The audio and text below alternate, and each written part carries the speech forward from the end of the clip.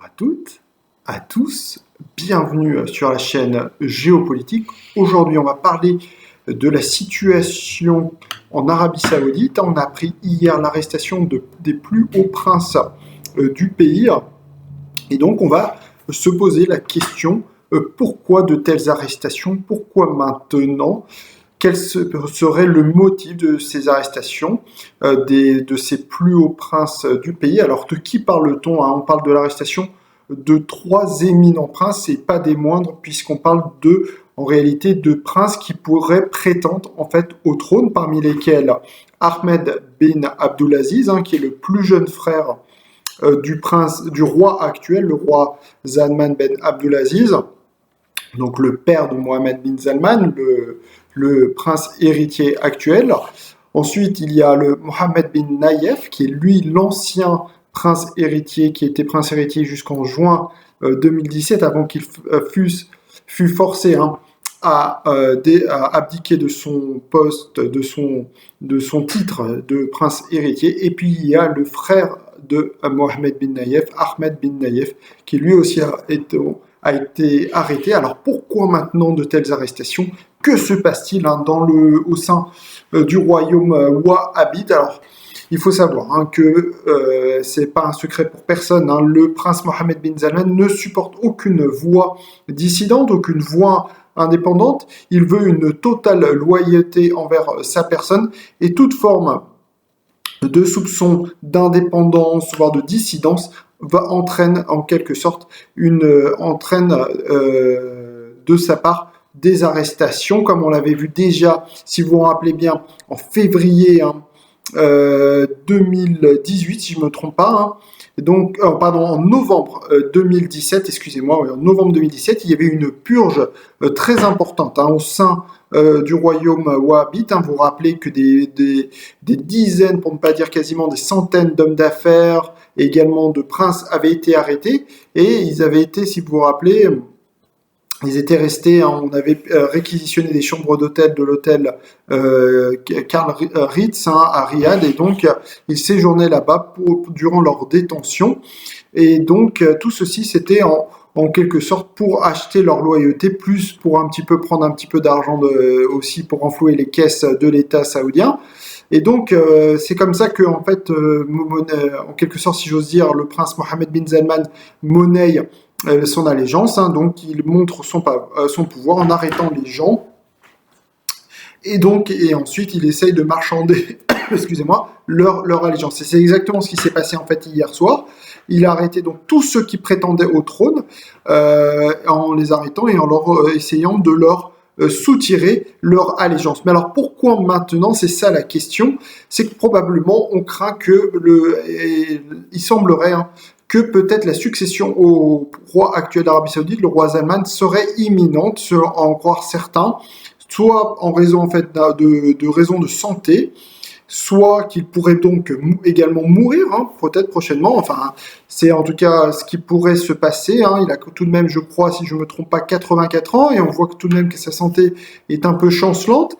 Et également, il pourrait, ce serait une troisième option, abdiquer donc en faveur de son fils, Mohammed bin Salman, et donc pour en quelque sorte anticiper cette situation, donc soit la mort, soit une abdication, soit une passation de pouvoir en faveur de son fils, et tout simplement, le prince héritier Mohammed bin Salman cherche à éviter tout coup d'État, en fait, toute voix dissidente qui l'empêcherait de devenir roi, car en fait, depuis de nombreux mois, on répète que beaucoup d'observateurs répètent que en fait, Mohammed bin Salman ne deviendra jamais roi d'Arabie Saoudite, surtout après, si vous vous rappelez, l'affaire Khashoggi, du nom de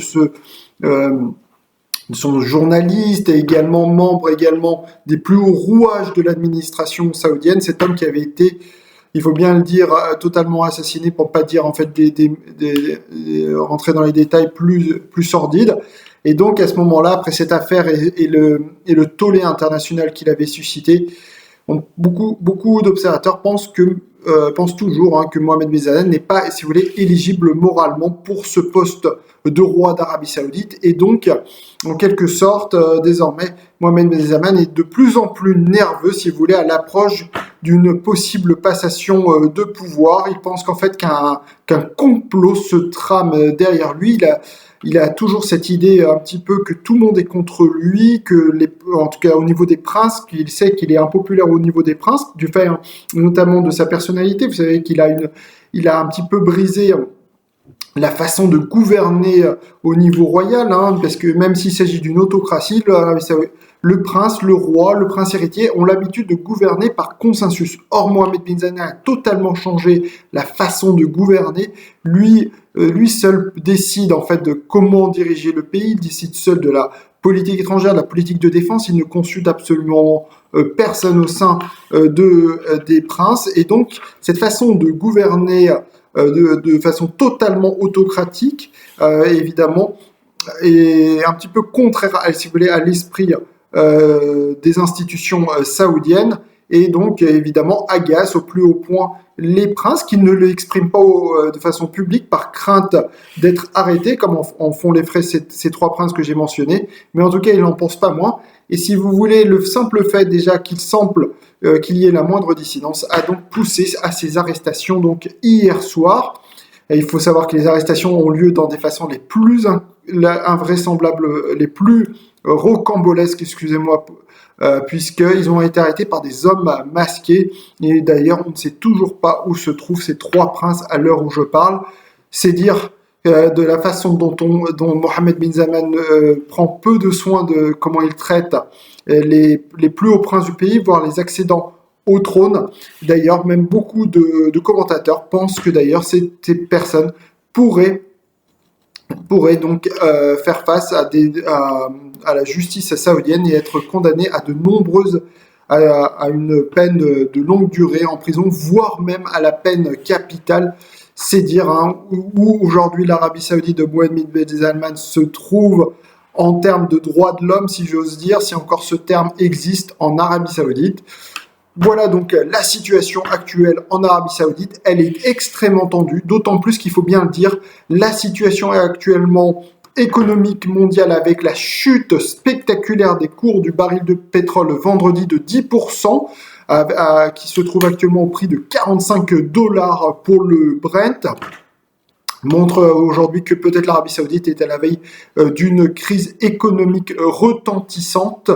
Ajouter à cela le fait que l'Arabie Saoudite, pour se protéger du virus actuel Covid-19, a décidé donc de fermer ses frontières avec les Émirats Arabes Unis, le Bahreïn, plus la frontière avec le Qatar est déjà fermée pour d'autres raisons. Également l'Umrah, c'est-à-dire le petit pèlerinage qui a lieu hors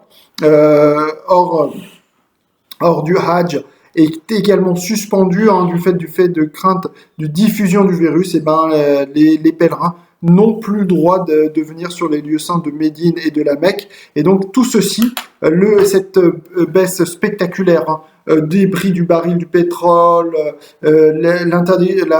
l'absence de touristes étrangers actuellement en Arabie Saoudite, également rend extrêmement nerveux le pouvoir saoudien. D'ailleurs, ce matin, la bourse de Riyad s'effondre, il n'y a pas d'autre mot, perd plus de 7%.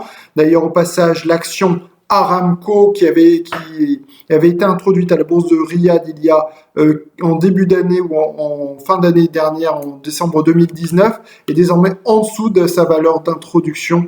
C'est dire si désormais plus les sources de revenus pour l'État saoudien se tarissent de plus en plus, avec une crise économique semble d'une très grande gravité, donc elle semble imminente en Arabie Saoudite. C'est dans ce contexte peut-être aussi qu'il faut peut-être lire également les arrestations de ces princes les plus imminentes de l'État saoudien. On va continuer sur cette chaîne à suivre la situation en Arabie Saoudite dans les prochains jours.